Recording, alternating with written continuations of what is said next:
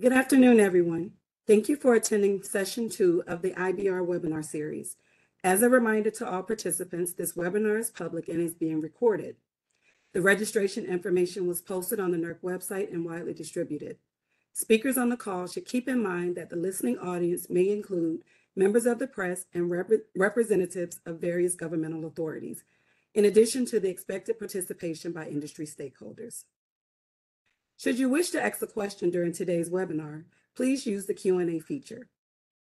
It is NERC's policy and practice to obey the antitrust laws and to avoid all conduct that unreasonably restrains competition. This policy requires the avoidance of any conduct that violates or might appear to violate the antitrust laws. Any NERC participant that is uncertain about the legal ramifications of a particular course of conduct or who has doubts or concerns about whether or not NERC's antitrust compliance policy is implicated in any situation should consult NERC's General Counsel immediately. At this time, we'll hear a few words from Alex Shattuck. Thanks, Lavitra. I'm going to keep this very short so you can get into the presentation, but welcome to our second session of this webinar series. Today we're going to talk about the NERC disturbance reports and kind of what goes into them and some lessons learned from a few folks here. So we have someone from NERC here to present and someone from ERCOT and also a manufacturer to kind of give the whole perspective of what goes into these and what comes out of them actually. So before we get started, just to maybe head off some questions for some folks who maybe have people in their organization who can't get into the meeting if it's full, is that we're up against kind of a WebEx cap.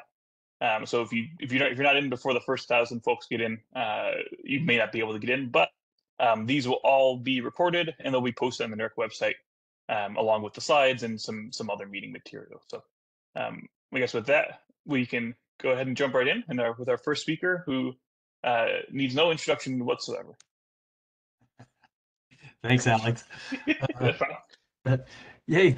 Gosh, welcome everybody. Kind of glad to be with everybody today and talk about this. So, today we're kind of focusing on the disturbance event analysis portion of all of these IBR events that we have. So we can go to the next slide, Alex. So, I think probably, a number of people, most people on the phone today are probably familiar with, we're up to, I think we're working on 10 and 11 for disturbance reports right now. So we've published a number of IBR disturbance reports, and what we're going to talk about today is we're going to talk about our experience with that, our experience with performing this disturbance analysis. And anyway, kind of some lessons we learned, and because of those lessons learned, some kind of actions that were taken. So we can go to the next slide, Alex. So, typically we become aware of a disturbance, typically by being notified by a balancing authority or, maybe an RC or something like that. And typically they recognize that they've had some kind of event because they'll see like a significant change in their ACE, and of course, in every disturbance report that we've written, it's always in coincidence with a transmission line fault. But so, they're monitoring their ACE, they see their ACE, suddenly change to a very low value. So they recognize that they lost some kind of a resource.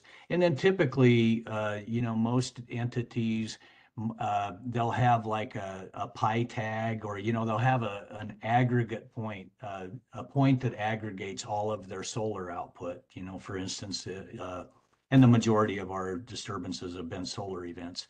But anyway, they monitor that. So then, by monitoring and looking at that point, once they see like a change in ACE or maybe even a change in frequency, they can go look at that information, and then they recognize that, hey, we had a significant amount of generation reduction here. So that's kind of what, alerts in all of us that there's an event happened. And so that takes us to our next step. So the next slide, Alex. So once we kind of have figured that out, then we're able to go look at individual plants. And then we look at individual plant SCADA points, and we can see, okay, these are the plants that actually reduced output. And then, so once we've identified the plants that have reduced output, then we go into kind of the data request stage. So next slide, Alex.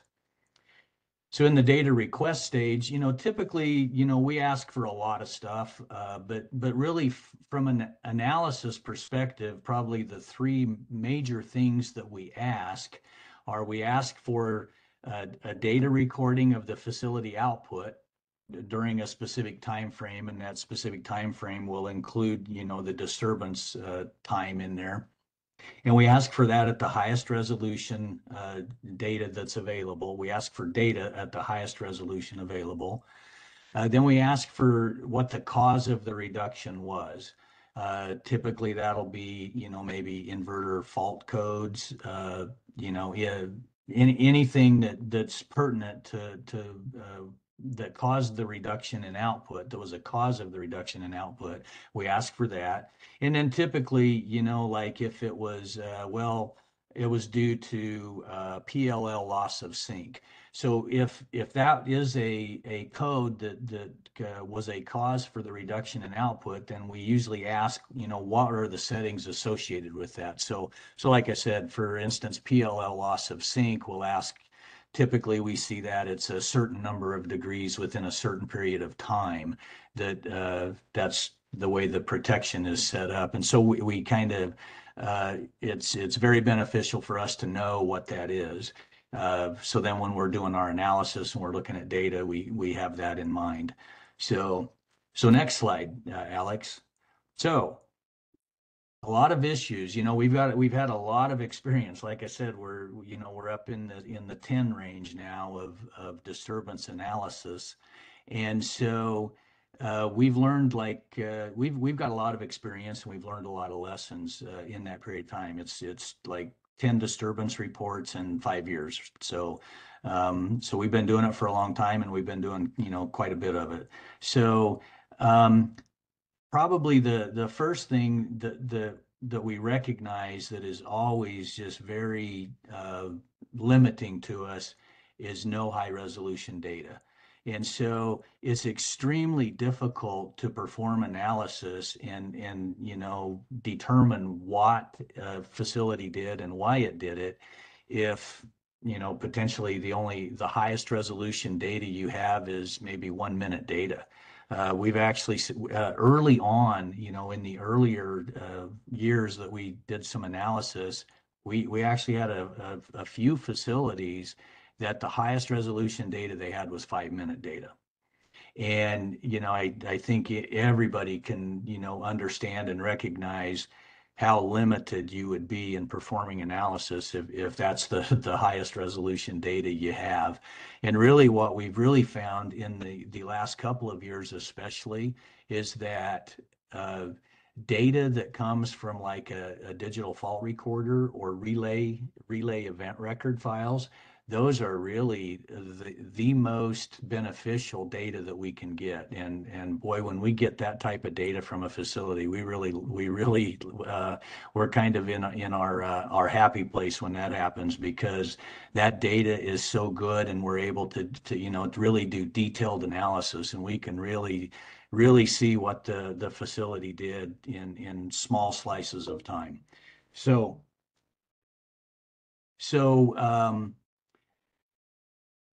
that's some of the issues that we've had with that, is just not high enough resolution data.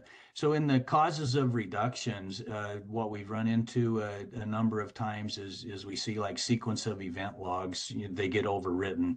By the time we find out about the event, by the time we get data requests out, then basically the causes of the event have been overwritten. So we have no information and no data. And so, that really handcuffs you, right? So the other thing, I'd mentioned that we asked for settings for the protection that operated, that was, were the cause of the reductions. And many times from generator owner operators, they don't know what those settings are. Those settings are, they're kind of part of the inverter.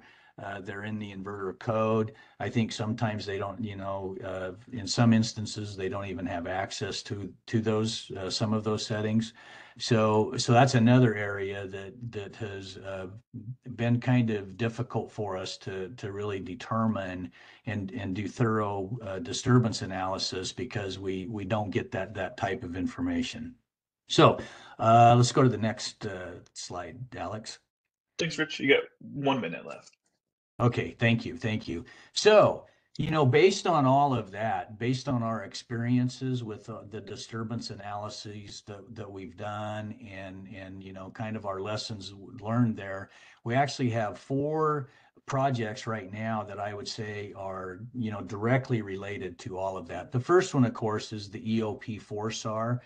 Currently, it's just in its infancy right now. I think they're getting ready to post a draft.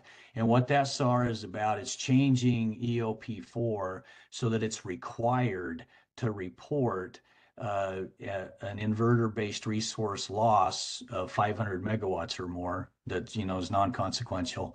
And once that's recognized, then you need to report that within 24 hours. And what that really does is it just gives us time. So it gives us the ability to send out data requests and have those data requests go out timely before data is lost, like in those SOE logs and stuff. The other one is a PRC4 SAR.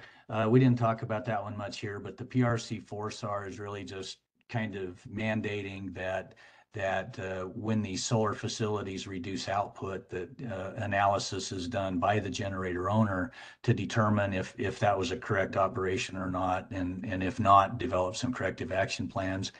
The PRC2 SAR is all about getting that high fidelity data that we just talked about.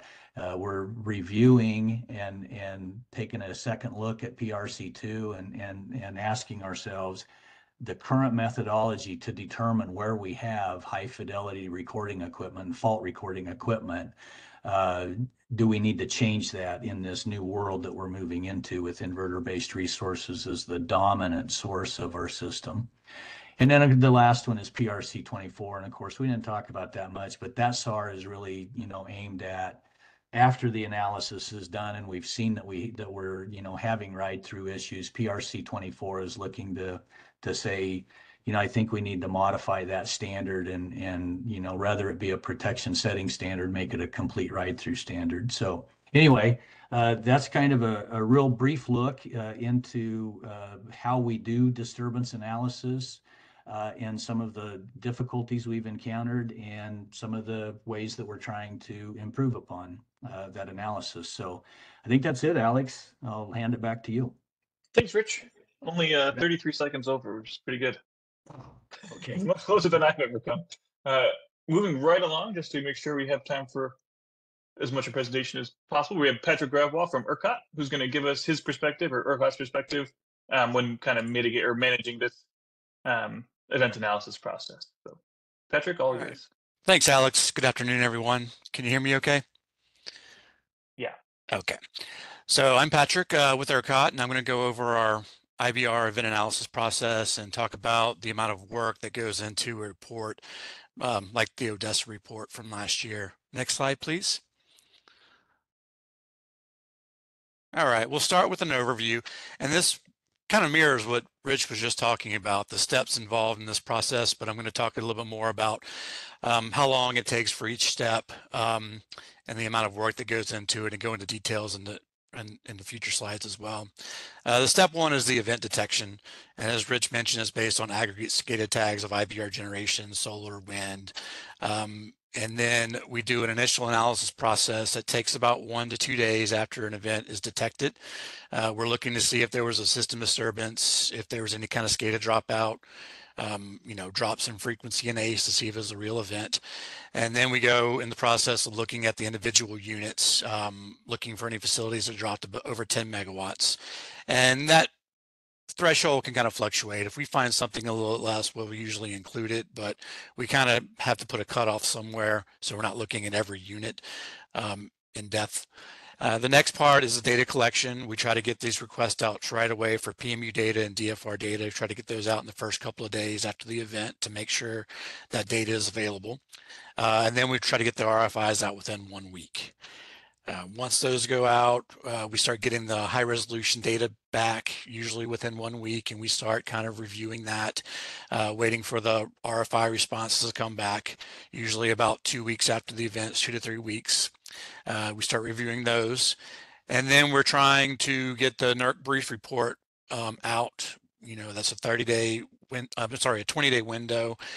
Sometimes we'll get a little extension if we need it. Some of the RFI or data was delayed, but that's roughly a 4-week process.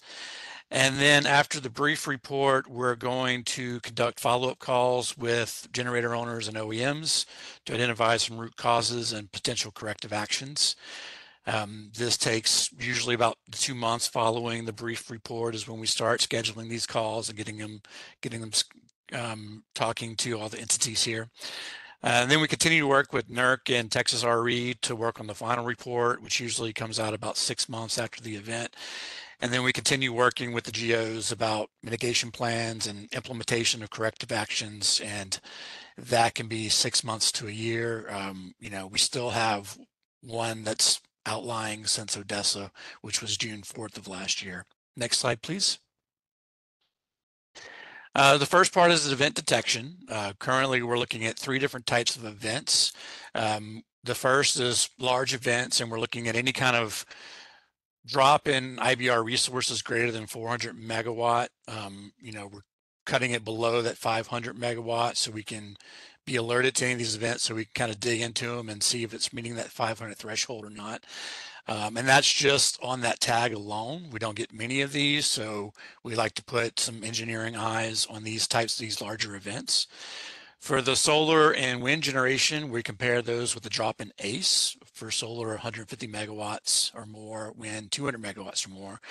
And this is kind of a manual / automated process. So we have a tool looking for these, but we do have to kind of go in and put eyes on these and look at these events as well. We are in the process of trying to get some PI event notifications for some of these to help us out. So if we're busy with other things, you know, if something comes in that we want to look at, we can drop everything and go make sure that, you know, check out this event, see if it meets any of these thresholds. The control room can also detect some of these events in real time if they're large enough, but some of these do go miss in the control room. The screenshot below, that is an event from last October. That was a large wind resource that dropped over 500 megawatts that NERC's currently working on right now. They're working on a final report for that. Next slide. All right, so then we do an initial event analysis process. Again, looking for a drop in ACE of frequency to see if the event was real. We look at our real-time PMU data, which is spread out across our system to see if there was any kind of voltage disturbance at the time of the event. We do have a pretty widespread coverage. We do have some areas that we don't have good visibility, so we might have to reach out to a TO of an area to see if there was a disturbance. We try to get that back quickly as possible, but we usually have a good idea if there was some type of fault on the system right away. We also look at FOD, our force outage detection, for this as well, for any type of line fault or line tripping off.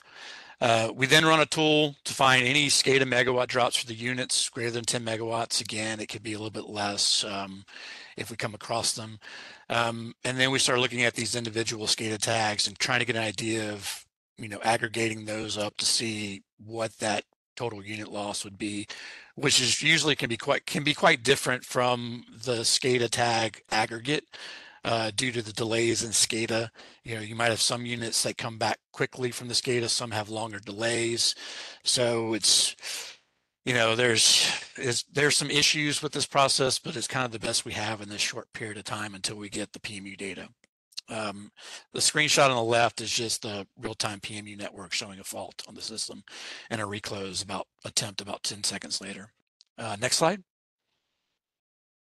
All right, next thing is to get the request for data out as quickly as possible. So any of these facilities that we see a significant megawatt drop, and then additionally, any other solar facilities in the area that we just might want to get a look at their high resolution data to see how they responded. Some of these drop down to 0 and come back within 1 second, and it doesn't even show up at SCADA. So we'll usually do a wide area and just request data for all those as well. But they're only required to hold this data for 10 days. So we get that out as quickly as possible so it's not overwritten. And then we give them a week to provide the data. And then we try to get the RFIs out within 1 week. We kind of circulate. We do have some templates, but we have to be careful to get good questions in there because we have to wait about 2 weeks for these responses. So we want to make sure everything's covered. You know, for TOs, we're looking for any fault and disturbance details. For the GOs, as Rich mentioned, we're looking for how many inverters or turbines tripped, why was there a slow recovery, was a PPC interaction, give us all the fault codes associated, has there been any root cause analysis performed, any corrective actions identified, and also give us your voltage ride through and frequency protection settings as well, so we can start looking at that in the responses. Next slide. All right, then we start reviewing the data and RFI responses as they come in. The PMU and the DFR data, we usually have to calculate active and reactive power in this data, verify that it matches with SCADA, make sure we got the right time. Oftentimes data is incomplete or they send us the wrong time, so we have to re-request that data. So this is a lot of work involved here, getting all this data formatted correctly and into our tools to start looking at it. When we get this data, then we start looking at aggregating megawatt loss per unit. You know, the megawatts that come back within a 1 second period, we usually don't include that in the aggregate. We do follow up with that to see if it was an excessive, you know, loss during the fault period. We might follow up with that, but we don't include that into that aggregate loss. Then we start determining if there was a potential ride-through failure. If the POI voltage and frequency was in the no trip zone in our nodal operating guides. So we start doing that analysis as well. Then we start kind of verifying the number of inverters and turbines a trip with our SCADA. We do have SCADA tags for the number of turbines, number of inverters on. It's not always the most reliable, however. And then we start creating the event summary, the narrative sequence of events for the NERC brief report. Next slide. All right, once the brief report is sent in, we start scheduling the follow-up calls with the GOs and the OEMs to start looking at root cause analysis, potential corrective actions. Usually we have NERC and Texas RE on the calls with us so they can gather information for their final ERO report. We will review some of the high resolution data, the PMU data, the DFR with the GOs and the OEMs to see what we saw and look at the performance and start identifying some potential settings that may have been calibrated incorrectly or set a little too sensitive, maybe directly on the PRC curve instead of at actual equipment tolerances. So we'll look at those types of things and we start determining what can be done to improve the ride-through performance if it was indeed considered a ride-through failure. And then sometimes we need to work with the OEMs to develop potential updates, especially for something like overcurrent mitigation. That's been a very challenging one. And that takes OEMs some time to come up with that new software update to improve that performance. If we do deem there's a ride-through failure, the GOs are required to submit a mitigation plan and timeline. We have that written up in our operating guides. We usually give them about 3 or 4 weeks to submit that plan to us. And then over the next months, we continue to follow up with the GO to make sure they're implementing these corrective actions. At the same time, working with NERC for the final ERO report, giving them the latest information, any kind of verification they need. We are now the electric reliability monitor as well. So we report any ride-through failures to them for potential violations of our operating guides. And at the same time, we're still letting everyone know, hey, if you're making changes, you need to update your models. And then we also have an additional process we're working on where we'll start validating models for these events and trying to tune them before making adjustments with these corrective actions when, again, they need to resubmit their models. So that's it. Hopefully I didn't go over too much. Pretty close. All right, great. Thank you so much, Patrick. You're welcome. All right, so we've got, you know, two perspectives on how to get the data and what happens and how you analyze them. And now we have a OEM perspective from Alan. from SMA, who's going to tell us, kind of what happens after a disturbance report and after the investigations from the OEM side. So go ahead, Alan, all yours. Thank you, Alex. Can you hear me okay? Yes. All right. Good afternoon, everyone.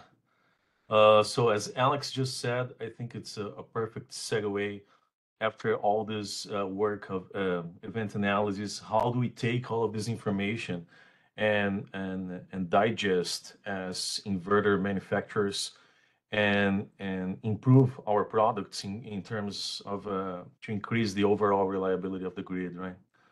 So that's what I'm going to talk about a little bit this afternoon. Next slide, please, Alex.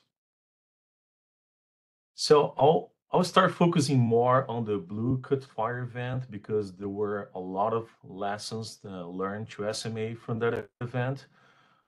Just a quick recapture. It was like a event with 13 faults at the 500 kV lines, 2 faults at the 287 kV lines, and 4 of these faults led to a loss of almost 1,200 megawatts of PV generation, right?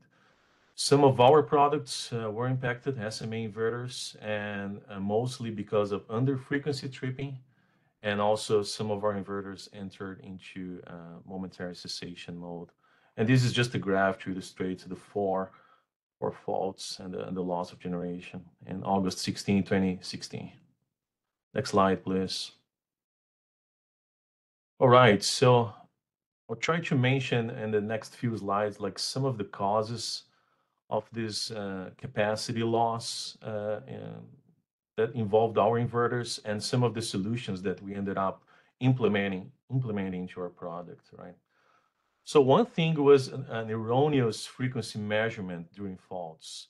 Our inverters, they were measuring even frequencies under 57 hertz, but the frequency measurement at the system level was 59.87. So there is a curve there that we can see like a voltage, a three-phase voltage during the event. We can clearly see a lot of distortion. That's one thing. The next thing is angle more. We have phase-to-phase faults, right? Because basically the angles are going to pull towards each other. So why were we measuring frequency at 57 while the frequency of the system was at about 59.8? So how do we measure frequency in our inverters? It's a PLL based phase lock loop, right?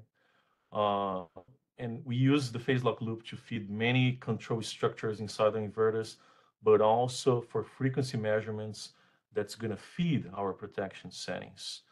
And of course, because of all of this distortion and phase angle jumps, we got erroneous frequency measurements. So one of the things that we ended up doing to improve was the PLL filtering to increase the accuracy of the measurements. And we provided like also benchmark reports, I would say, with this fine-tuned parameters that we were able to improve. Right. I noticed that the slides is a little bit cut off, but hopefully it's okay. Let's move on to the next one, please, Alex. Maybe when you cut off, it was a different format. Oh yeah. Yes, I apologize. Yeah, it's kind of the table is kind of cutting off a few things in there as well. Not sure if you can pull up the PDF that I sent you. Give me That's one okay. quick second. If you want to keep talking, I'll pull up your PDF. Yeah, I'll keep talking. So this was another cause of the issue. Let me open mine here while I talk. So the first one was the erroneous frequency measurement, right? The next one, which I would like to talk about, is the near instantaneous frequency tripping. So basically, on the frequency envelope, almost instantaneously after leaving the no trip zone. I would like to show the graph. I don't know if Alex is pulling out. Yep, got it right here. Wait one quick second.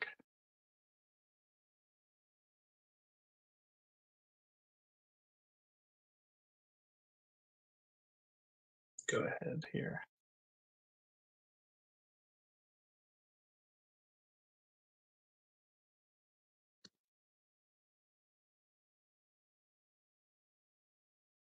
Awesome. Yeah. Thank you, Alex. No problem. Yeah, so like I was saying, it was a near instantaneous under frequency tripping. Just for illustration, I put the PRC 024-2 curves in there, right? And basically for the under frequency, immediately or almost immediately, it was like 10 milliseconds after leaving that zone, our inverters were already tripping. And again, we were with this erroneous frequency measurement that I mentioned in the previous slide. So what was the solutions that we ended up implementing on the right? So we added a time delay. So after leaving this no trip zone, we added a time delay while we are having these funny measurements from the PLL, basically to allow, if the system comes back to the no trip zone, we're not going to trip, right? Another thing that we did was to expand the frequency envelope with new low and high frequency trip parameters. And there's a small table there on the right with the frequency parameters that we ended up recommending to our customers. And then SMA worked with all the generator owners that has SMA inverters, Calizo, and it was a total of 4,391 units, 49 plants, corresponding to about 3,800 megawatts of capacity that we ended up making updates to, again, increase reliability of the product and also the system. So next slide, please, Alex. This one is just to illustrate the frequency capability right through of our inverters. On the left, bottom left graph, for plus or minus 3 hertz, we can basically operate permanently. For plus or minus 5 hertz, we can ride through up to 60 seconds. And then on the right, you can see the curves that the GOs, the customers can customize within our max frequency capabilities. So we offer 6 points for over frequency and 6 for under frequency with the limits and the associated time delays, right? So next slide, please, Alex. So that was it basically in terms of frequency and the issues, the things that we learned from the reports and the corrective actions that we took. Now, another cause of the capacity loss was momentary cessation. Basically, when leaving the range between 0.9 and 1.1, which is usually the full value, for continuous voltage operation, while crossing below 0.9, our inverters were entering into momentary cessation. And if you haven't heard this term before, basically we cease the injection of current by blocking the IGBTs, or sometimes we also just reduce the current to a very minimum value. And then, so the voltage goes below that threshold, you enter into momentary cessation. Then even if the voltage raises up that threshold, minimum threshold, we still have a constant delay, which it was typically about half second, and also a power ramp rate that it's customizable by the GO, right? It really depends. It's project specific. So quite a few of our inverters, they were on what SMA calls the FRT partial mode, and then we just stopped injecting current during the fault. So what was the solution? Basically eliminate to the greatest extent possible momentary cessation to any IBRs connected to the bulk power system, right? I think we still have to reinforce this, still have customers that reach out to us, as a matter of fact, this week, asking about momentary cessation for systems connected to the bulk power system, right? So we do have to avoid momentary cessation or do not use it. We still have that mode available, by the way, SMA, for who are connected to the distribution systems, particularly to comply with IEEE 1547 category 3. So that was the solution implemented. We basically switched it from partial to full mode. Another thing that we did by request of Calizo was to change. So the time to recover after the fault was 5 minutes, according to UL 1741, and we changed that to 30 seconds for a fast recovery after the fault. Next slide, please, Alex. So frequency and momentary cessation, right? So fast forwarding from Blue Cut Fire to the Odessa report, SMA has done a lot of improvements along the way, really paying attention on what NERC is putting out there on these reports and all the other ISOs. And for Odessa report, just briefly mentioning phase to ground fault, right? That cleared 6 cycles after in the 345 kV system in Texas. 1711 megawatts of PV generation lost. On the left, you can see a list of the main causes of megawatt reduction, right? So PV loss of sync because of the phase angle jumps, AC overcurrent and over voltage trips, momentary sensation, believe it or not, DC voltage imbalance trip, incorrect inverter right through configuration. So many different causes in there, and I'm not gonna dive into each one of them. But lessons learned from SMA from the last report. NERC in this last report, instead of just saying OEM 1, OEM 2, disclosed the names of the OEMs. So we were very happy to see that the no inverters in operation manufactured by SMA was involved in this event in Texas. So it just confirmed to us that we have a very robust inverter technology contributing to the increased reliability of the system. Next slide, please, Alex. So just a few other lessons learned from these NERC disturbance reports that I would like to mention. 3 of them here. We need EMT models, right, for this right-through analysis. We still have a lot of customers, developers, consultants using other positive sequence simulation platforms, which has some limitations, right, to fully evaluate this right-through transient events. So SMA, we have detailed PSCAD models available. We call digital twins because we run the same firmware from the inverters. We black box it, we put into our inverter PSCAD models and the plant controller as well. We also have RTDS, RSCAD, GTSOC models available for hardware in the loop simulations. Some of the challenges in this segment is, and I'm glad that a lot of colleagues in the industry are more and more understanding this. When we have these issues, we usually have a lot of point fingers to the inverters OEMs, right? But we have to understand the plant as a whole, right? So these models, they do need customization and tuning of parameters, right? So just want to highlight that this is still a challenge I think that we have to overcome in the industry. A second point that I would like to highlight is a proper selection of hardware options. Our inverters, SMA, it's not like an off-the-shelf solution. When we work with engineers in my team, we work with the customers to customize the hardware. And 2 pieces of hardware that we are strongly recommending is one related to the transient high voltage through. This is in addition to the standard high voltage right through, right?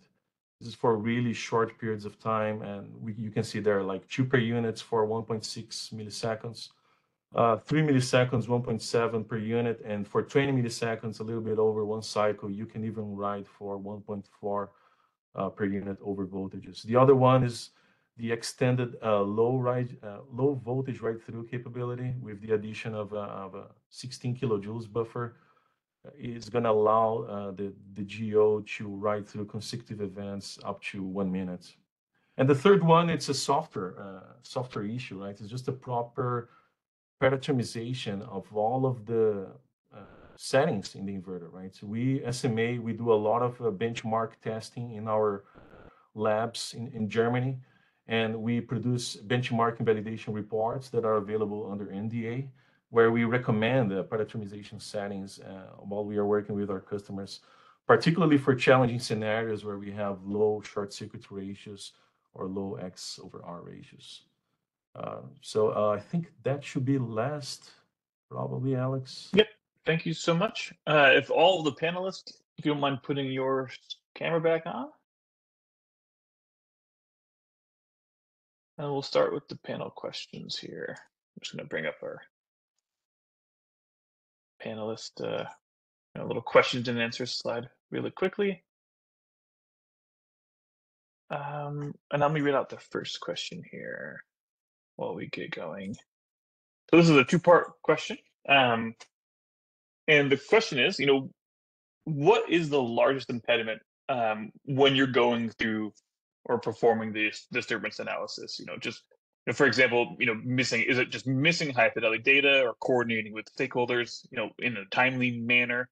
And then following up on that question, where do you think, industry can make the biggest improvements collectively, right? As far as, helping with this disturbance analysis process. So whoever wants that one can jump right in. I think I can start with that one. Yeah, I mean, it really is missing data. I mean, we do have some requirements for data, particularly PMU data. The requirements for FR data aren't as stringent. I noticed there are, standards missing where they don't have, it's not always triggered. That data is not always available. As Rich mentioned, that DFR data is highly valuable when you're really looking at trying to figure out what happened. But you really need both, because the FR data is, a 1 second period, and we often have recovery that takes longer than that. So you need the PMU data as well. And plus you want the continuous recording of the PMU data. So we are working on new requirements so IBRs would be required to have both those types of data. But even when that data is required and has been set up, it's not always maintained properly. So we have a lot of people setting up this equipment during commissioning. They never look at it again. There's an event, a year later, we go ask for the data. Oh, or it's not configured. It wasn't working. That data's gone. So we're also trying to include some language requiring maintenance and some kind of monthly check or some kind of automated stale check for this data as well. There's that data, and there's also inverter logs. Getting those inverter logs right away, making sure those are there, make sure the mapping for the fault codes is correct. Because if that's wrong, you don't know why those inverters tripped. So you can't do anything. You're basically just waiting for another event. So those are definitely the big things. And as far as the improvements is really, the GOs need to kind of police that themselves. They really need to stay on top of that and make sure there's that data available.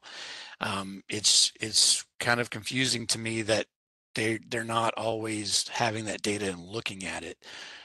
You would think they'd want to have that data be available, so if there is something wrong with their units, they can go and troubleshoot and look at it. So it really needs to be put on the GOs to really keep track of that and have that data available at all times. Thanks. Anyone else want to follow up or give their perspective on that? I want to take a quick shot just as a segment of the last comment from Patrick. Yeah, I think there is an educational part as well of the GOs to really understand the assets, right? Understand the inverter, the IBR, their plant as a whole, and be able to get the data, like Patrick just said. A perfect example is the current alert that NERC put out that must be replied. And a lot of the GOs, they are turning directly to us, SMA, asking for assistance. And sometimes they just don't understand where these parameters are, how they can get it, or what the parameters represent. They work with us. Some of them ended up hiring consultants to help them in this process. So I just want to emphasize what Patrick just said. The GOs need just to understand their plant better and their settings, their assets, and the parameters. Thank you. Follow up on that, Alex, and go ahead. I mean, I don't know that there's really anything I'll say, that Patrick didn't say, right? Because Patrick and I are perfectly aligned on that. But the lack of data is by far the largest impediment. And the one thing I think that I would suggest to generator owner operators, of IBR facilities is to kind of put yourself in our position and say, you know, if a disturbance happens and I need to do the analysis on this facility and determine if it operated properly, just think about the data that you would need. And that's the, you know, I think if you think about that and then put the equipment in that you think would provide the data to you that you would need, I think that'll probably help quite a bit. And just maybe just one little thing, Patrick mentioned it, but we have, and there was actually a question in the chat on this, and I don't think we've answered it yet, but it has to do with, so you can put good, you know, you can have a really nice DFR, digital fault recorder, in place at one of these facilities. But if the triggers are not set properly and the DFR doesn't capture data during the disturbance, you got a fairly expensive piece of equipment that is pretty useless to you. And we've seen that a few times. So I would also encourage everybody, and once again, I think Patrick mentioned it, but, you know, review your triggers and see if your triggers are set properly so that your equipment does capture data during these disturbances. So. Yeah, I mean, we get a lot of requests for data. They come back and say, "Oh, we didn't have any breakers tripped, so we don't have any of that data." And it's like, I don't. Why do you have to have your breaker trip to capture these events? I mean, it's a fault recorder. The fault could be somewhere else in the system, and you want to record how your unit responded to that fault. You don't need a breaker. You shouldn't have to have a breaker trip to capture that data. So we're working on putting requirements for these triggers in. I feel like they're kind of lacking in PRC as well. When I go back and look at there, that they don't have enough triggers there as well. So I think at ERCOT, we're going to try to go well beyond what's in PRC. I know there's a new PRC coming out specifically for IBRs, but we want that data to be there, particularly for IBRs.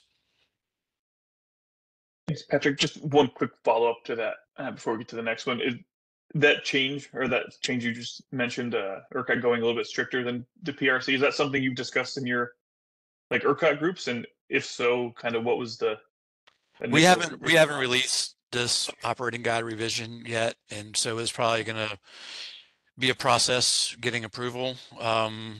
But we're gonna really push to get some stronger requirements so this data is available for event analysis. I mean, we're gonna be looking at triggers at a voltage level, you know, low voltage, high voltage level, probably some frequency over current as well, and just have these DFRs set to where if there's a fault in the system and your plant's going into a low voltage ride through mode due to a fault, we're going to want not just the PMU data, we're going to want DFR data as well to look at it and see how you responded in that 1 second period. Because a lot of times the PMU data is not enough. It's not fast enough, especially in that 1 second period. These IBRs respond so quickly that a 30 sample per second data doesn't always help.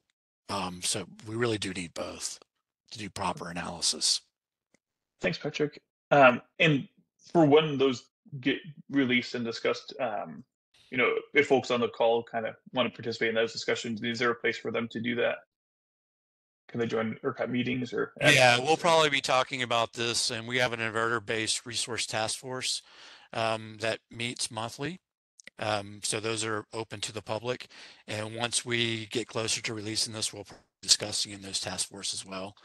You know, we have other working groups that will probably be, you know, talking about this as well. But that would be the best one to join in is that one.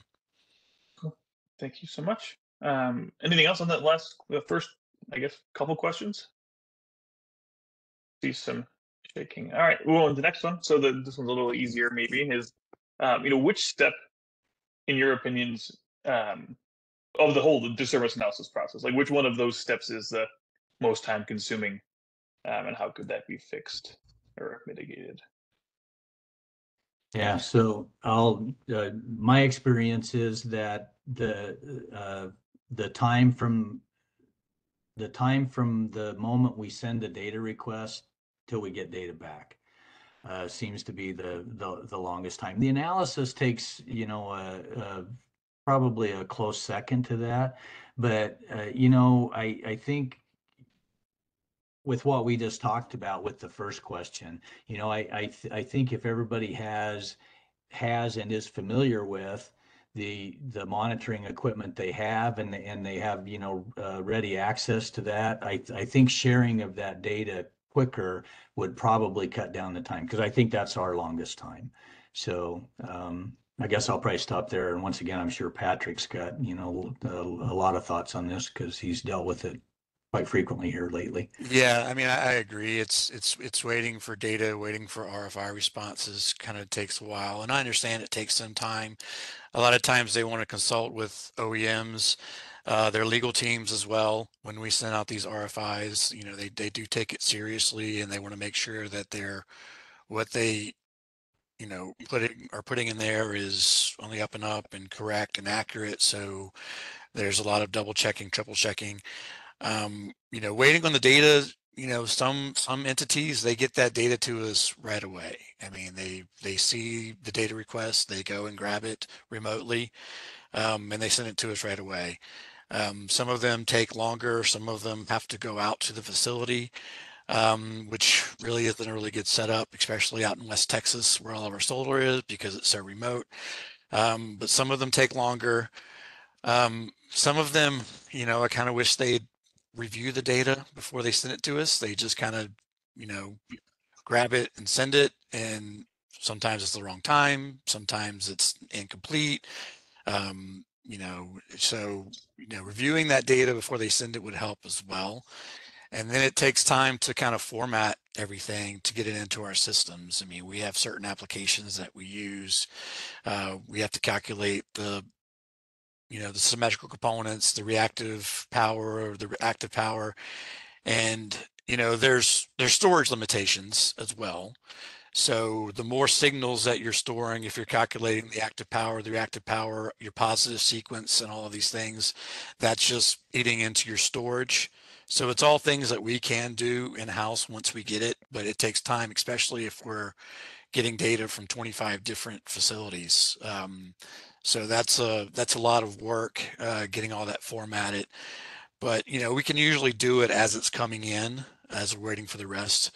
But then it's waiting for the RFI responses, and a lot of times we don't get complete responses, so we have to reach back out to them for some additional questions. That's why we want to make sure we get that first RFI is very thorough. Sometimes we might have to be asking more than we need just to make sure we're not missing anything, which can be difficult for both the GO and us. But when we have to wait 2 weeks to get a response, we don't have to, ask additional questions, have to wait another additional 2 weeks. We're on a deadline to get this brief report out in 4 weeks. So we have to be thorough, and we don't have a whole lot of time once we get these responses to get this brief report in. I mean, we can always ask for an extension as well, but we like to kind of move these things along and meet the deadlines as well. Yeah, I think you mentioned something there, Patrick, that I think is a good point, in that, we have seen I would say a number of facilities that in order to get some of the, good, even high resolution data, they have to utilize the inverter manufacturer to get that, because it's contained in the inverter. So they have to engage the inverter manufacturer, then the inverter manufacturer has to get the data, give it to the generator owner, then the generator owner provides it to us. And so that takes a lot of time. And so, once again, I think if the generator owner could, be aware of that in advance, and then, figure out maybe another method to get that data so that it doesn't take that long a time. And I think Patrick was also, we probably couldn't emphasize enough is that, there's quite a bit of time to just get the data, but then in many instances, the data is a little bit lacking, or we have questions still, and so then we have to set up a call, and then that takes time to try to organize a call with the entity, and that probably at least doubles the time. So once again, it's like, if you review the data, kind of make sure what you're sending is valid data, that can cut down on the time quite a bit. Thank you both. We have about 5 minutes left for our last question. So we're actually really good on time. So the last question is, what do y'all think was kind of the most significant, like, positive change that's kind of come out of one of these disturbance reports? Kind of like the biggest industry positive change that came from these reports. And then following up on that, what could we do, or what could industry do to kind of make more significant than the most significant, right? How can we better that and make some more positive change with these findings? Well, for me, Alex, it's probably a little hard to say, what is the most significant, because I think that there's been a lot of really good results from this disturbance analysis. Number one is, I think, just awareness of the industry. I think we've heightened the industry awareness. Pretty much everybody in the industry is aware of this type of issue now. But I think if I had to say, I can't narrow it down to one, but I'll narrow it down to two, I think. And I think the first one I would say is, and it goes way back from Blue Cut, right at the beginning of Blue Cut. As soon as we published Blue Cut, we became aware that the majority of the inverters that were being installed on the bulk electric system had 1547 compliance settings, or 1547 compliance settings on them.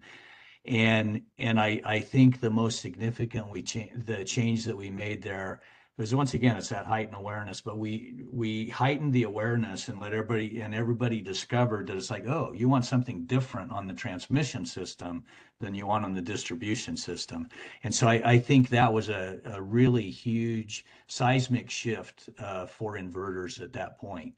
And then I think the second one goes like really hand in hand with that, though. But that is, and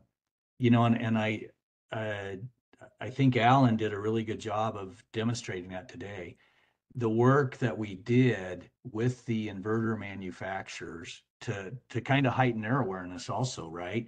It's like, hey, we kind of need something different on the transmission system, and working with them, there's been, I believe the inverter manufacturers have made significant changes over the last 5 years because of these disturbance reports and the collaboration that they've had with us and Patrick and Kaiso and all the operators of the world.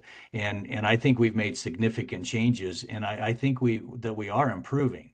I think we still have quite a ways to go, but I think we have made significant improvements, I think. So Yeah, I'll just jump in real quick. Yeah, I try to show that in my presentation, positive results of all of the work that you guys do, right, in your analysis. And it's very clear what you just said, Rich. It's a closed feedback loop, right? Otherwise, we would be just operating these inverters without hearing from you guys what is going on, what issues. So we hear this, we appreciate SMA very much, the work that ISOs and NERC do in that regard, and it helps us to go back to our production facilities, our R&D, our engineers, and find ways to improve the product, right? And I think we have seen some results as I try to convey in my presentation, for example, while comparing Blue Cut Fire and Odessa. So yeah. yeah. I'd like to just tag on to that. I think having a reference is very helpful when we're talking to facilities for maybe smaller events, other events that we can go back and point to. We see the same similar problems. Alan touched on it earlier about the under frequency trips. This has been documented multiple times, and we're still seeing it.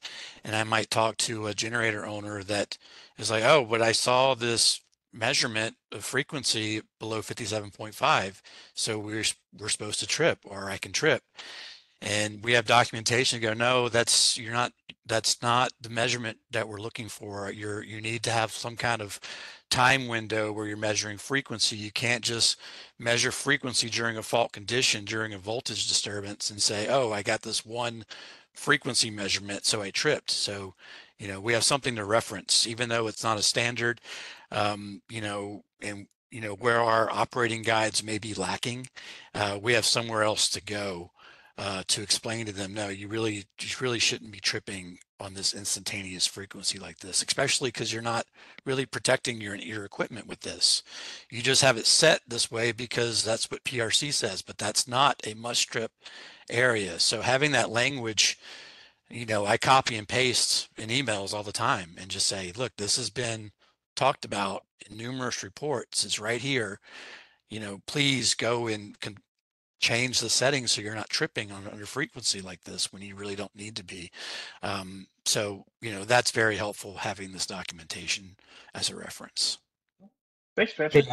Hey, Alex, I know we're almost out of time, but I as Patrick was talking, I just realized something else. And I think that this might be the biggest takeaway from this question. And it's Patrick and ERCOT.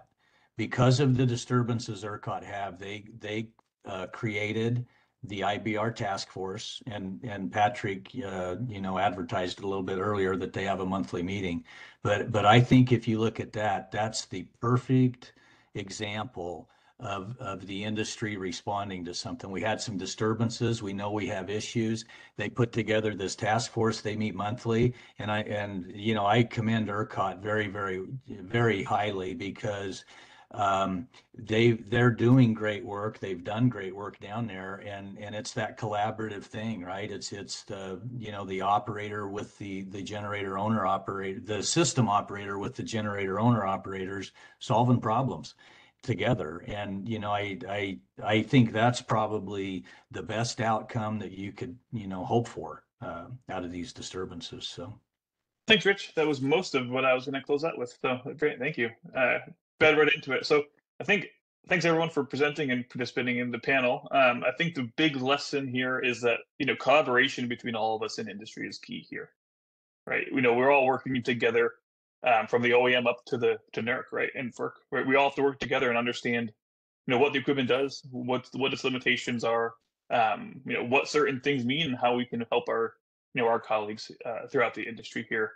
And big thing is collaboration, and that includes coming to these webinars and joining our our NERC meetings and task force, or maybe ERCOT or other regional entity meetings and task force, and to just really stay informed and stay involved. And I think all together will make a big positive impact on BPS reliability. So thanks everyone. That's it for us today. We'll be here again at the same time next Tuesday, June 13th, for webinar 3. Thanks everyone. Thank you.